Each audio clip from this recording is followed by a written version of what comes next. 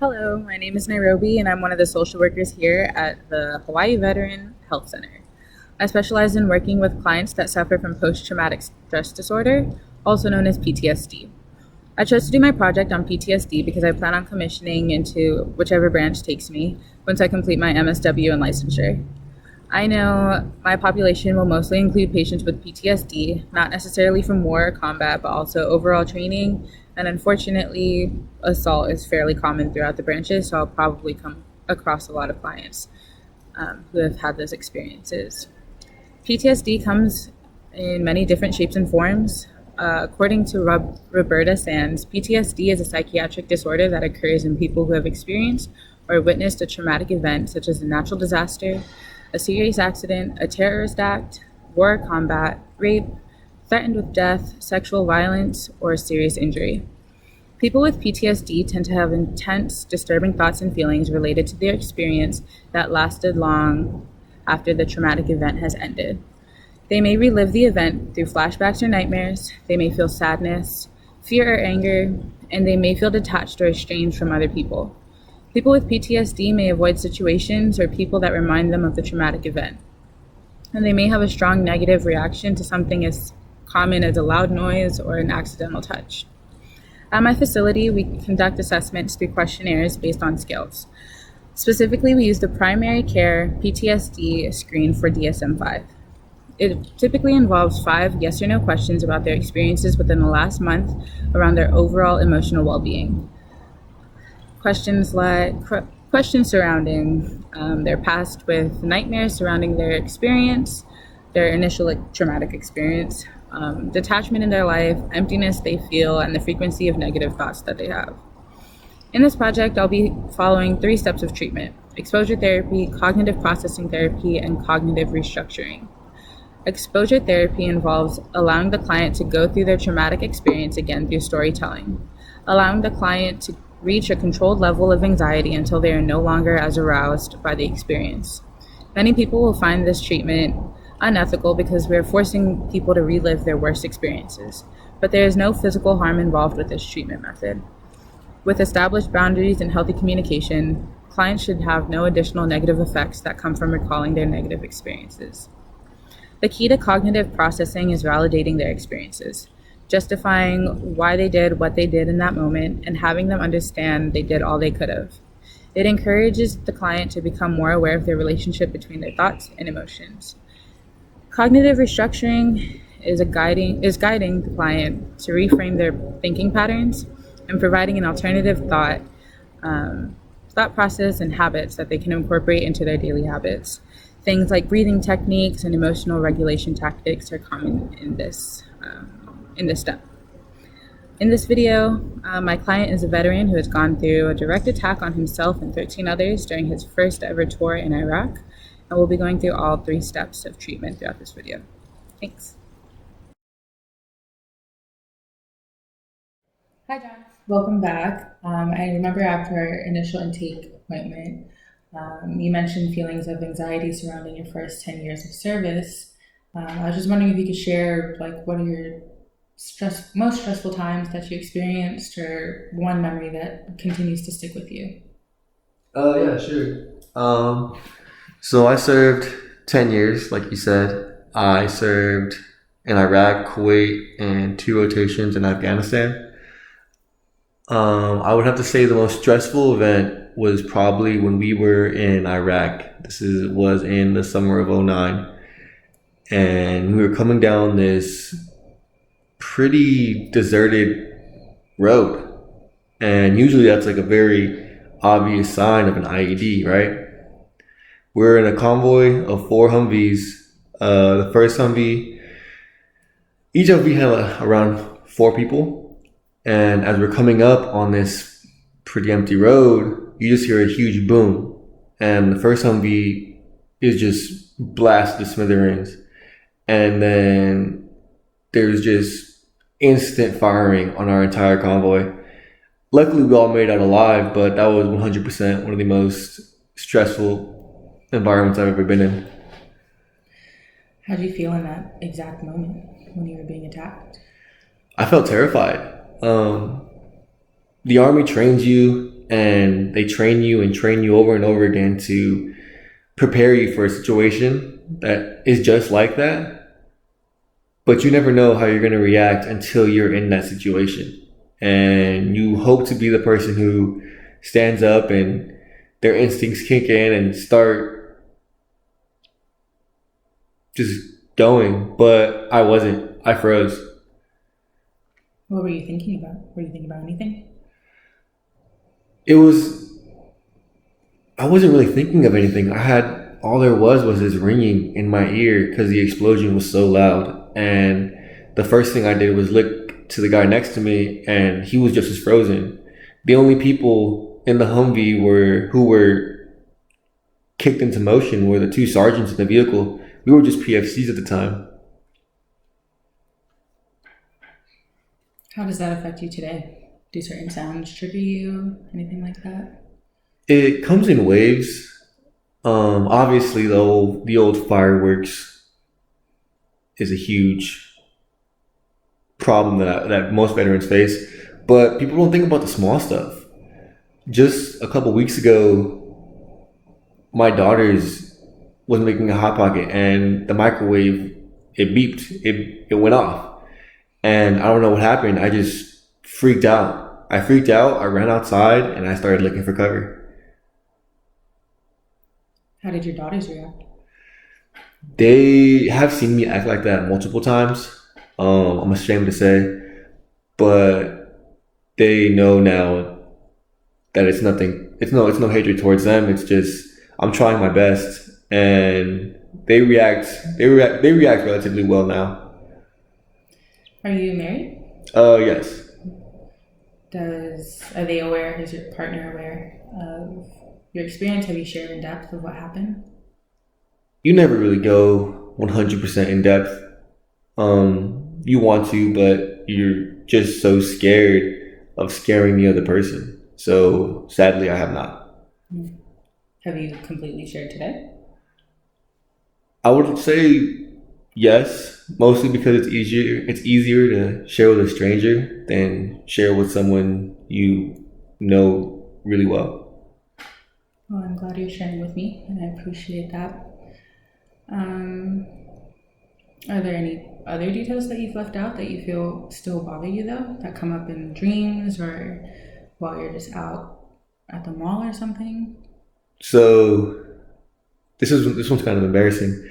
Usually when I'm sitting in traffic, I see the Humvees, and I start to hyperventilate, and I just can't breathe. Or like when a horn honks, that's a big stressor for me. What do you typically do in those situations? I think of my kids. I think of how I don't have time to freak out and overreact and possibly put my kids' lives in danger. If it wasn't for them, they're my rocks, and that's usually what ends up happening. How long does it typically take you to come back to a calm state? Depending on the situation, it can range from a couple seconds to hours. That's usually how it goes.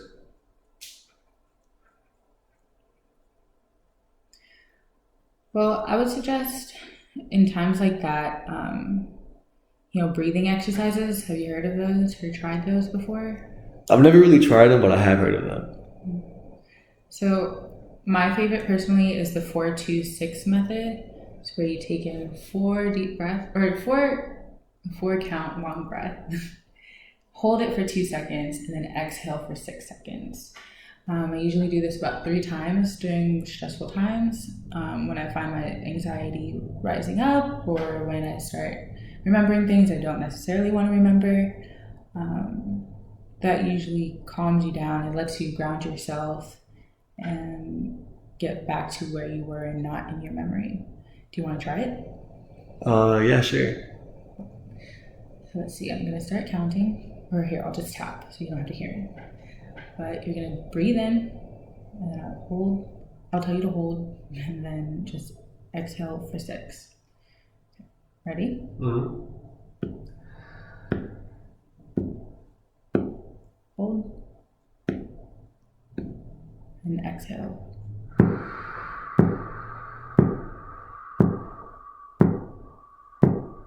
Awesome. How does that feel? I feel a lot better. Does that seem like a reasonable exercise to do? 100% compared to the panic attacks and small rapid breathing I do, that's 100% more effective.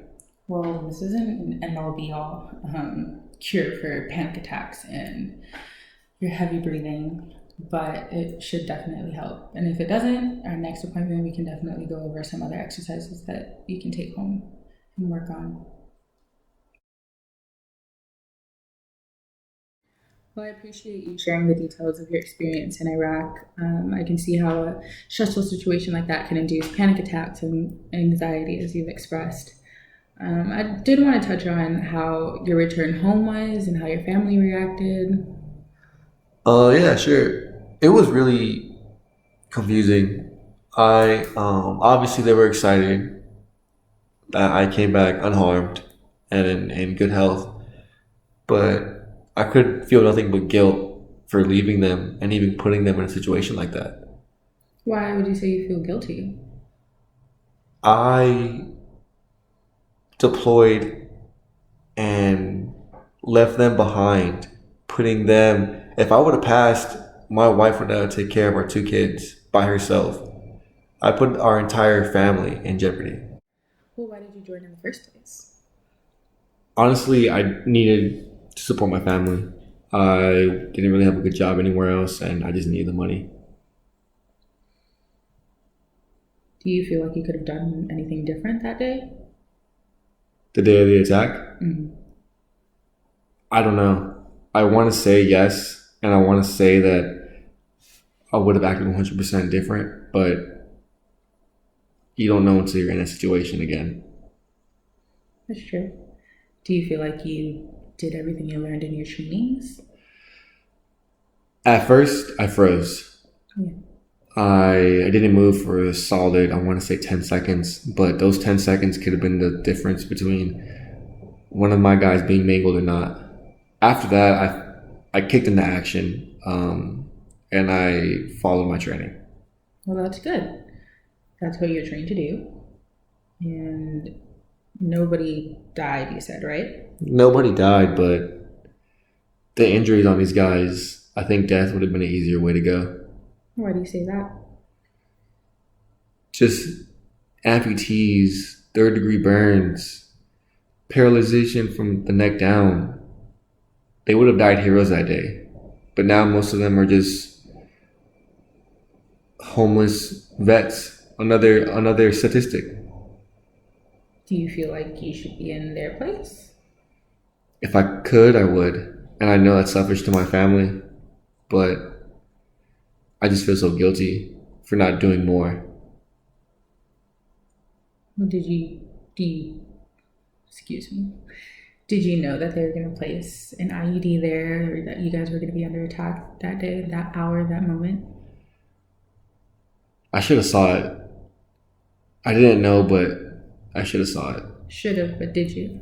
I didn't. No, and that's okay. They didn't know either. You did what you had to do, right? I did You my followed. best. No, I think you, well, based off of what you told me, you followed protocol that day, right? I did. Yeah. And I think they would have done the same thing, and you're just in a different spot. You said you're 3 cars away? Yes. Well, we were the third car. Third car, excuse me. And you eventually helped them, right? Yes, in the middle of the firefight, I was able to pull them from under the vehicles. And would you say that they would have done the same thing for you? I would say they would. Yeah. I feel like you did everything that you could have in that moment, everything right. There's nothing you could have changed. And if you were in their situation and somebody else was in yours, they would have done the exact same thing. Especially you said that was your first tour. Yeah, I was a prior first class, and I've never seen action like that before. We've trained for it, like I said, but that was the first time ever experiencing something as terrifying as that. You can't write down or tell somebody an experience. You just have to live through that. I think something that would be really good for you would be group therapy. We do offer group therapy sessions once a week. And you can meet a lot of other veterans who have gone through the exact same thing. I know I haven't gone through that experience, and I'm very appreciative that you are willing to share with me, but there are other people who you can talk to and relate a lot more to. Would you be interested in that? Yeah, please. So I'll refer you.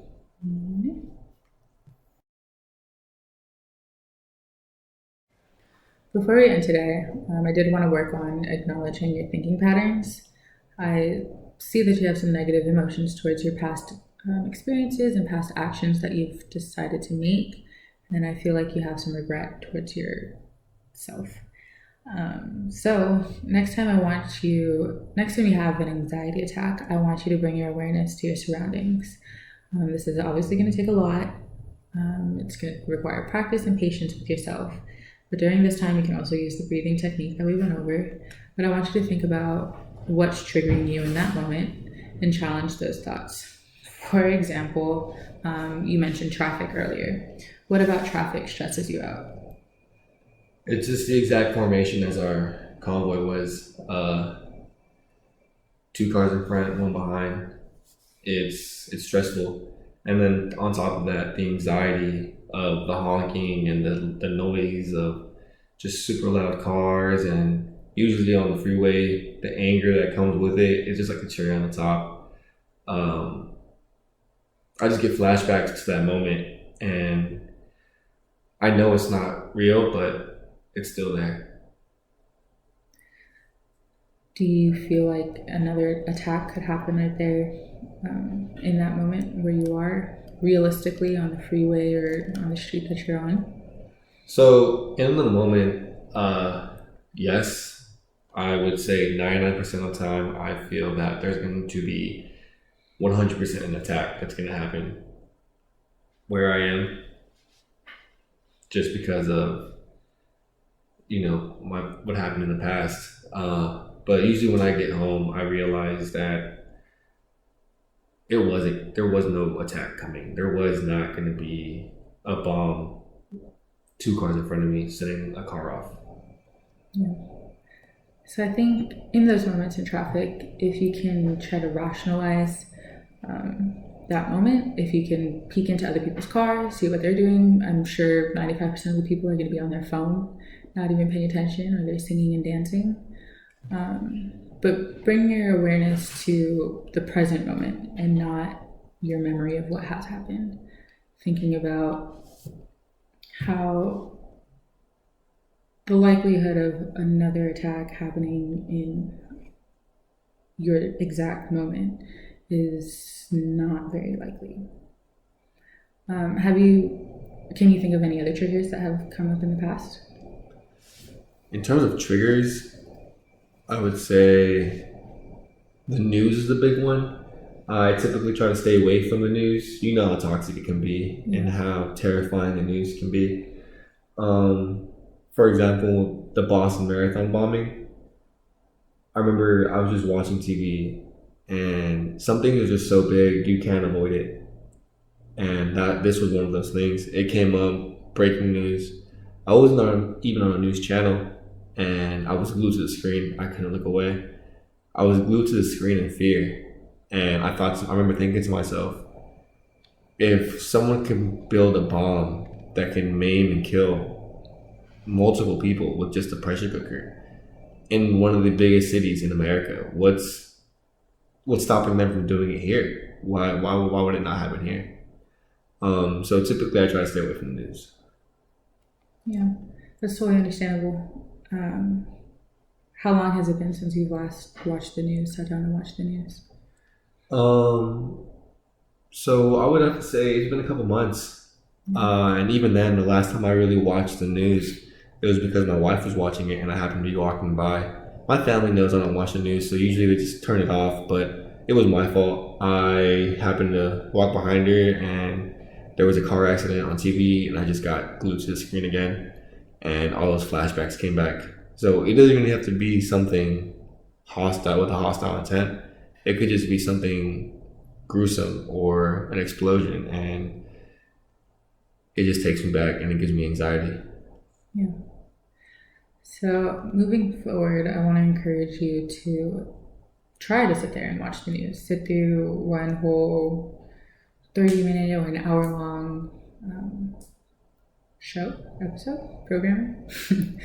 But while you're doing that, I want you to try and let your negative thoughts pass through and work on not reacting.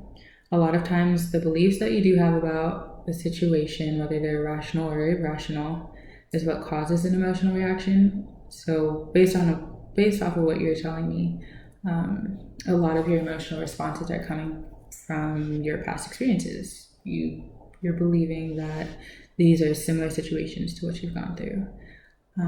But if you try to slowly just let the negative emotions pass, sit there with your feelings, and not react, you'll slowly regress from holding those beliefs. Does that sound like a reasonable plan, idea?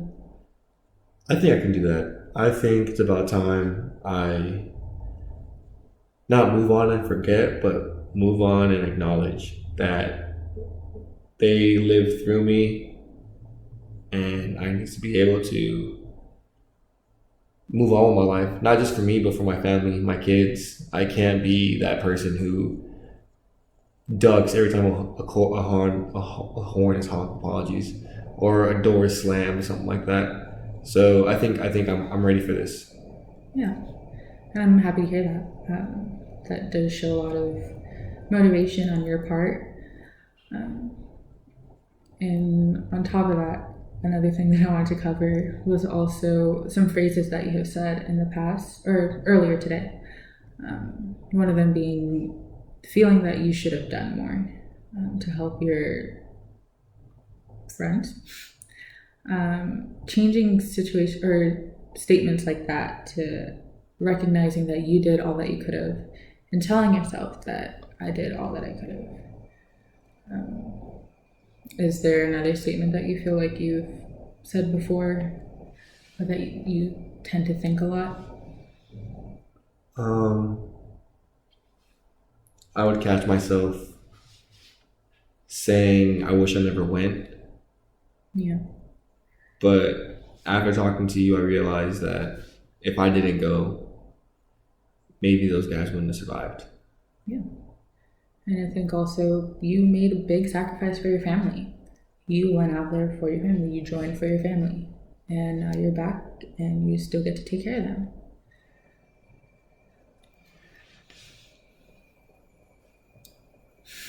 Well, I appreciate you coming in. I think that should be all. And that's my mock session with my client named John. My client had experienced moments of anxiety, so I suggested the 4-2-6 breathing technique he could utilize in his day-to-day activity. I did my best to validate his thoughts and experiences with the exact moment that he had gone through, that he described, and have him understand that he did do everything that he could have. There's ultimately nothing else he could have done. Lastly, I thought reframing his thoughts around the experience was really important to make note of in order for him to move forward. With negative thoughts tied to the experiences and constantly avoiding situations, he won't be able to overcome his anxiety and past. By reframing reoccurring thoughts like how he felt he should have done more to I did everything I could have, it won't have him constantly longing for more and hopefully bring him to terms with the overall situation.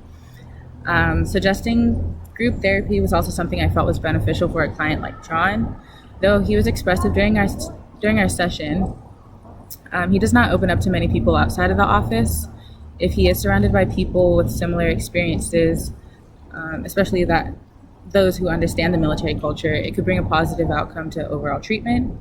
Group therapy encourages communication, creating a supportive environment, and others can probably provide more feedback and comfort a civilian like me won't be able to. Although these videos are very stressful to make, I do appreciate them because it helps me realize how much I don't know. Not that it's easy to write a paper, but I do have time to sit there and plan out my thoughts and correct what I want to say in my papers. When I was working with my volunteer for my project, I did tell them how crazy it was or how hard it was to have to navigate a natural conversation while following the steps and guidelines of a specific treatment. I can always ask them a million questions, but they might not necessarily be valuable to treatment. I have to ask myself if that question really gives me information I can use to help them. If it if I just sound redundant, stuff like that. I definitely found myself catching myself asking a lot of closed-ended questions rather than open-ended questions, and I think, especially being in a pandemic, it's not the best. I've earned my bachelor's in the pandemic, and I'm sure I'm going to earn my master's throughout this next year in a pandemic.